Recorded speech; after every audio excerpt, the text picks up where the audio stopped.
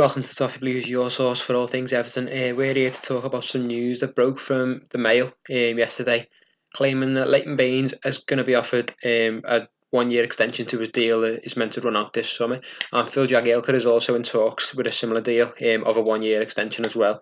So we've put it out to you guys on Twitter what you think. It looks like Silva's pretty much told Leighton Baines what's going to happen already. He said in his press conference yesterday that Leighton Baines knows what's happening, which is more than can be said for the departures of Leon Osman and Tony Hibbert a few years ago. I know that was between managers, but those two were released from the club on not the best terms, to be honest, after being brilliant servants to the club. They were told by text, I think, that they were leaving the club in the end, which was disgraceful. So we were obviously all hoping with Jagielka and Baines as deals due to run out this summer that they were going to be treated a little bit better than that, obviously, like they deserve. But it doesn't look like their time at Everton is up just yet with 1 year extensions in the oven. But there's been a bit of arguments, a bit of debate whether they should be staying at the club or not. Obviously, whether they've still got it, but also whether they'll be blocking the path for youth players as well. So we've put out to you guys on Twitter in a poll to what you think. And we've put out separately Baines and Jagielka, and it looks like 92% of you are saying that Leighton Baines should be given an extension, but only 64% are saying that Jagielka should.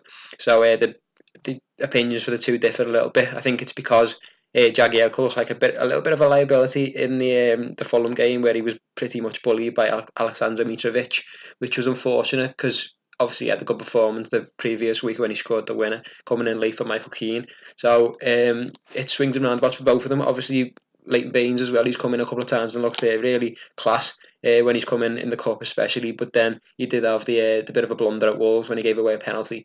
So there's a bit of a debate either way, so we've asked you on Twitter what you think. Obviously it'd be a shame to lose both of them because they've been excellent servants to the club and they have still got the scale to carry on, I think. I don't think they've completely lost it just yet. They may be a little bit off the pace, but they're still excellent footballers. Toffee _7 is hard one. This is for the Baines argument. Would need a big pay cut or finally give Robertson some minutes? That's a shout as well, because obviously Anthony Robinson's gone out. Robinson has gone out on loan at Wigan this season, and he's done quite well, to be fair, and possibly warranted a place in our squad to back up Luca Dean next year. He'd be the youthful option with some legs. Or would it be Baines next year? That's an argument. And Corman Dania says, hard to answer yes or no, as the wage is a big part of it for me. I prefer to have leaders like Baines and Jags around, but not if it's going to impact the money needed for signings who might play more regularly. That's an interesting point, because I don't think we would be in the market for a centre-back or a left-back this summer, with obviously coming back from loan Mason Holgate and Anthony Robinson and maybe even Luke Garbutt as well. So I'm not sure we'll be in the market for those players. I think news came out this week as well that we will be in the market for more right-sided players and a striker rather than centre-back and left-back. So I don't think we will. But the leaders' argument is an interesting one, because obviously you want people around the club who understand the club. I think that's why we've kept Duncan Ferguson on the coaching staff, and obviously if Baines and Jagielka were to leave, it would only really be Seamus Coleman among the players who's been there long enough to really understand the club on that level. Whether that warrants an argument for keeping Baines and Jagielka on as coaches is a different argument, but D. Lee at Stone Maiden 7 said, but it would be unfair for him to stay and not to involved in any games, to be honest. He has. It would be unfair to him, leave him on the bench for the whole season. Obviously, Dean will probably keep a spot unless injuries and suspensions, God forbid. But obviously, it wouldn't be fair to Baines to just leave him on the bench. He's been a great servant to the club and he's still got something left in his career. So to just leave him on our bench might be unfair to him. That's an interesting argument as well. Patrick Doherty, glad this represents, says too right. Shouldn't be a debate. Great servant and a massive blue. So to keep him on for another year, he surely deserves that after all he's done for the club, and I don't think he's lost it altogether just yet. So he's still got something to offer to Everton, to be fair. Moving on to the Jagielka debate, we've had a few replies to that one. As we said before, at Rick Lou, if Jags doesn't get a new contract, he at least deserves a proper send-off, not the shameful treatment Ozzy and Hero got, which we completely echo your sentiments, because obviously they shouldn't be treated like that, and I don't think they will be.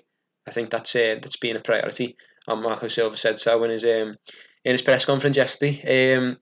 We've got another reply from Blue Republic saying, honestly, if the wages aren't too much, I don't see why not. We need much better backups, but I'm not sure how much I'd mind it, especially if we have cup runs and need rotation or injuries hit us. Jags has looked outstanding when called upon. Baines not too bad at all. I think if we do end up getting that 7th place and getting to Europe, then we probably do need them, to be fair, unless we bring back the lone players who might fill their spots. But we need as much depth as we can get if we are going to Europe. So I think it depends on that really as well. He said Jags looked outstanding when called upon. Baines not too bad. I'd argue that Baines looked better than Jags this season when he's been called upon. I think in the cup, especially that game where he really came in and looked his old self. Whereas Jagielka, apart from obviously getting that goal and being quite solid, he's lost a bit of his pace, and he was pretty much second best to Mitrovic, and we might not need that next season. If Mason Holgate was going to come back in, maybe that would be a better option. Craig Riley says these both really depend on whether if we're going to replace them at the same time we need them about the club, but we need players who will affect the first team. Obviously, they've come in and out of the bench this season. Baines Jagielka, they've not always claimed the place on the bench, with there being such strength in the squad at the moment, to be fair. But I do think they deserve it, really, after all they've done, and they've shown, and when they've come in, they do still have something to offer. At Still Maiden 7 again says Jags has been a good servant, but he should go to the MLS or Championship for another season or two before retirement. There's a case for both of them doing that.